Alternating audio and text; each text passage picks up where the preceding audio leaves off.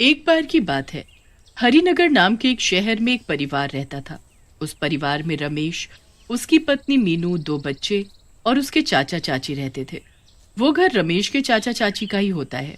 उनकी कोई औलाद नहीं होती और रमेश के माँ बाप मर चुके होते हैं, इसलिए वो लोग रमेश को अपने पास रख लेते हैं।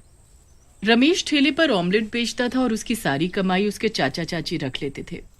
रमेश के चाचा चाची बड़े कंजूस लोग होते हैं और अपने हिसाब से ही सारे पैसे खर्च करते हैं। इस बात से मीनू बड़ी ही परेशान रहती है। एक दिन मीनू अपने पति रमेश से बोलती है, सुनो जी, अगले हफ्ते त्योहार आ रहा है। मैं सोच रही थी कि बच्चों के लिए नए कपड़े ले आऊं। आप कुछ पैसे दे दो। तुम्हें पता तो है, कल ही सारी तनख्वाह चाचा जी ने रख ली। मुझे भी रोज के पैसे पूरा हिसाब लगाने के बाद ही देते हैं। मजाल है जो एक पैसा फालतू दे दे। मुझे पता है जी, तभी मैंने अपने कपड़े के लिए नहीं बोला। मैं चाचा जी से कल बात करता हूँ। अगले दिन रमेश अपने चाचा जी से बच्चों के कपड़ों के पैसे मांगता है तो उसके चाचा जी गुस्से से लाल हो जाते हैं। अरे क्या तुम लोग आए दिन फालतू के खर्चे करवाते रहते हो हैं? इतने कपड़े पड़े हैं, ये तेरी बहू है ना, यही तेरे कान भरती है। हाँ? नहीं बाबूजी, ऐसी कोई बात नहीं है। तू चुप कर और अपने काम पर जा। अपनी बीवी की बातों पर ध्यान मत दिया कर। मीनू दूर खड़ी सब सुन रही होती है। वो कमरे में जाती है और खूब रोती है। क्या जिंदगी है, कोई दवाई भी लेनी हो तो उसके भी पैसे नहीं मिलते। शौक मौज करना तो दूर की बात है, इतनी भी क्या कंजूसी कि इंसान ठीक से जी भी ना पाए। रमेश के चाचा चाची की कंजूसी की वजह से सबका जीना मुश्किल हो जाता है। एक दिन रमेश और मीनू दोनों किसी काम से बाहर जाते हैं, पर आते वक्त अचानक उनके सामने एक ट्रक आ जाता है और दोनों का बुरी तरह एक्सीडेंट हो जाता है। कुछ लोग उनको हॉस्पिटल लेकर जाते हैं। उस एक्सीडेंट में मीनू की मौत हो जाती है और रमेश के दोनों हाथ कट जाते हैं।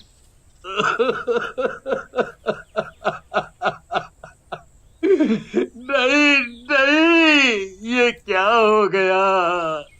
हे भगवान, ये आपने क्या किया? मेरी मीनू को मुझसे छीन लिया और ऊपर से मेरे हाथ भी छीन लिए। अब मैं किसी काम का नहीं रहा। अब मैं क्या करूंगा?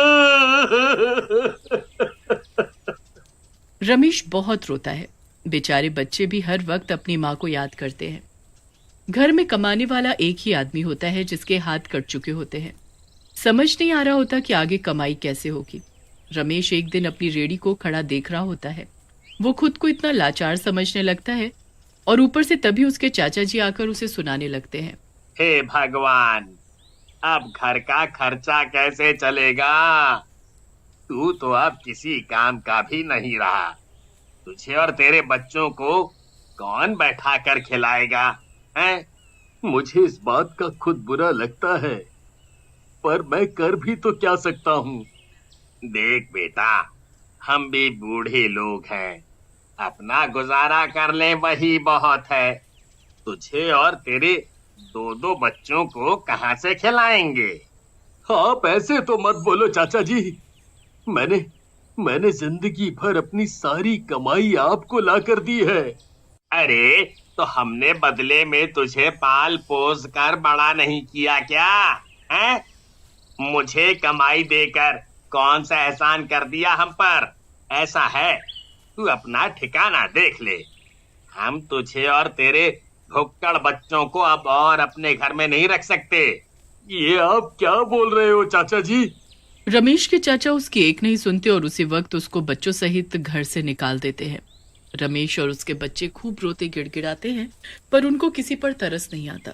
बेचारा रमेश अपने बच्चों को लेकर घर से निकल जाता है, पर बड़ी मुश्किल से वो अपनी रेहड़ी और अपना सामान अपने साथ ले जाता है। थोड़ी दूर पर रमेश फुटपाथ पर दूसरे गरीब लोगों के साथ रहने लगता है। पापा, अब हम क्या करेंगे? आप ये रेडी तो ले आए हो, पर आप कुछ काम तो नहीं कर सकते। हाँ बेटा, पर कुछ तो करना पड़ेगा ना। चलो अभी हम सो जाते हैं, कल सुबह सोचेंगे। जब सब सो रहे होते हैं तो उसी वक्त वहां एक चुड़ैल आती है। वो बड़े दुखी मन से उन बच्चों और रमेश को देख रही होती है। उसके बाद वो उस रेड़ी को देखने लगती है। क्या हाल हो गया तुम सबका। पर मैं किसी के साथ कुछ बुरा नहीं होने दूंगी। मैं करूंगी काम, पर किसी को कोई तकलीफ नहीं होने दूंगी। इतना कहकर चुड़ैल वहां से गायब हो जाती और सुबह रूप बदलकर रमेश के पास दोबारा आती है। अरे कोई काम मिल सकता है क्या मुझे? आप ये कैसी बात कर रही हो? मैं तो खुद यहाँ लाचार बैठा हूँ। हाँ, वो आपके हाथ, पर ऐसे आप इन बच्चों को कैसे पालोगे? वही तो समझ नहीं आ रहा। ये अंडे की रेडी खड़ी है, पर मैं कुछ कर भी नहीं सकता। अच्छा, तो एक काम करो ना, मैं तुम्हारी जगह ऑमलेट बनाकर बेचना शुरू कर देती हूँ। आप उसके बदले बस मुझे कुछ खाने को दे दिया करना। क्या तुम्हें ऑमलेट बनाना आता है? ऑमलेट तो मैं ऐसे बनाती हूँ कि किसी ने खाए नहीं होंगे। अरे, ये तो बहुत बढ़िया बात है। आपका बहुत बहुत शुक्रिया। वैसे आपका नाम क्या है? मेरा नाम लता है। तो लता कुछ अंडे ले आती है। वो जल्दी से पूरी रेडी में सब सामान लगा देती है। आपने तो कमाल कर दिया। अरे बच्चों, अभी देखना ये आंटी और क्या क्या कमाल करती है, बस तुम देखते जाओ। लता ऐसे फटाफट ऑमलेट बनाती है कि उसके ऑमलेट बनाने के तरीके को देखकर ही वहाँ लोग भीड़ लगा लेते हैं। मेरे लिए भी जरा 2 अंडे का ऑमलेट बना दो। हाँ, बस अभी बनाकर देती हूँ। लता फटाफट उस आदमी को ऑमलेट बनाकर देती है। पूरा दिन बड़ी ही अच्छी कमाई होती है। काम करते करते रात होने वाली होती है। अब रात होने वाली है। मैं यहाँ रुकी तो वापस चुड़ैल के रूप में आ जाऊंगी और ये लोग मेरी असलियत जान जाएंगे। मुझे यहाँ से जाना होगा। लता सारे पैसे रमेश को देकर वहां से 2 अंडे की ऑमलेट अपने लिए लेकर चली जाती है। उसके बाद वो रास्ते में एक चुड़ैल के रूप में बदल जाती है। आखिरकार उन सबको भूखा नहीं सोना पड़ेगा। मैं सब ठीक कर दूंगी, मैं सब अच्छा कर दूंगी। चुड़ैल चलते चलते जंगलों में गायब हो जाती है और यहाँ रमेश बच्चों के साथ बैठकर पैसे गिनने लगता है। अब तुम दोनों कल से फिर से स्कूल जाना और जल्दी ही हम अपना रहने का ठिकाना भी बना लेंगे। तुम दोनों को यहाँ सड़कों पर नहीं रहना पड़ेगा। हाँ पापा, सच में बिल्कुल माँ जैसे जल्दी जल्दी काम कर रही थी। वो आंटी कितनी अच्छी है ना पापा। हाँ बेटा, वो बहुत अच्छी आंटी हैं, पर वो आप दोनों की माँ जैसी नहीं हो सकती। मीनू जैसा दुनिया में कोई नहीं हो सकता। बच्चे और रमेश उदास हो जाते हैं और दुखी मन से सो जाते हैं। अगली सुबह होती है और बच्चे बड़ी ही बेसब्री से उस आंटी का इंतजार करने लगते हैं। तभी वो चुड़ैल लता बनकर आ जाती है। अरे बच्चों, तुम अभी तक यहाँ क्या कर रहे हो? तुम्हें तो स्कूल में होना चाहिए ना। हाँ, पर हमें आपसे मिलना था ना, इसीलिए हम आज नहीं गए। ये तो बहुत गलत बात है बच्चों। पढ़ना तो बहुत जरूरी होता है। बिना पढ़ाई लिखाई के कुछ भी नहीं है। उसके बाद लता अपनी अंडे की रेडी लगाती है। लोगों की भीड़ जमा होने में जरा भी देर नहीं लगती। लता अकेले ही इतने सारे ग्राहकों के लिए ऑमलेट झट से बना देती है। लोग उसकी स्पीड से बड़े ही हैरान होते हैं कि कैसे वो अकेले सब कर लेती है। उस दिन भी लता काफी पैसे कमा लेती है। फिर रात होते ही वो चली जाती है और चुड़ैल के रूप में आ जाती है। अब वो रोज ऐसा ही करने लगती है। रोज सुबह लता के रूप में ऑमलेट बनाकर बेचती और रात होने पर चुड़ैल बन जाती। उसे कोई देख न ले, इसलिए वो चुड़ैल बनने से पहले ही जंगल में चली जाती थी। धीरे धीरे रमेश के पास इतने पैसे हो जाते हैं कि वो अच्छा घर और हर जरूरत की चीज खरीद लेता है। सब अच्छा चल रहा होता है कि एक दिन लता ठेले को बंद करके जा ही रही होती है कि तभी रमेश के चाचा चाची बड़ी बुरी हालत में भीख मांगते हुए वहां आ जाते हैं।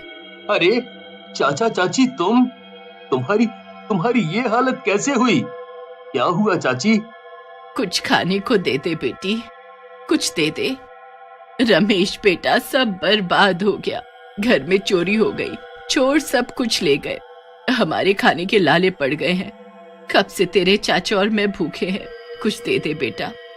ये मेरी चाची हैं, जल्दी से इनको ऑमलेट बनाकर दे दो। नहीं दूंगी, कभी नहीं दूंगी। जैसे मेरे बच्चे और पति के साथ किया, इनके साथ भी वही होना चाहिए। ये तुम क्या बोल रही हो? तुमको ये सब कैसे पता? लता को इतना गुस्सा आ जाता है कि वो चुड़ैल में बदल जाती है। तुम्हारी बीवी हूँ मैं, मीनू। मुझे सब पता है इन लोगों ने तुम्हारे और मेरे बच्चों के साथ क्या किया है। मुझे सब पता है। मीनू मेरी बच्ची, मेरी बेटी। अपने मुंह से मेरा नाम मत ले, तुझे तो मैं अभी मार डालूंगी। नहीं मीनू, ऐसा मत करना। इनको इनके किए की सजा खुद ही मिल गई है। तुम क्यों अपने हाथ गंदे कर रही हो? जा यहाँ से वरना मार डालूंगी तुम दोनों को। चुड़ैल से डरकर दोनों वहां से भाग जाते हैं और भिखारी की जिंदगी जीते हैं। रमेश अच्छा कमाता है और अपने बच्चों के साथ अच्छी जिंदगी जीता है। मीनू की आत्मा को ये सब देखकर शांति मिल जाती है और वो वहां से हमेशा के लिए चली जाती है।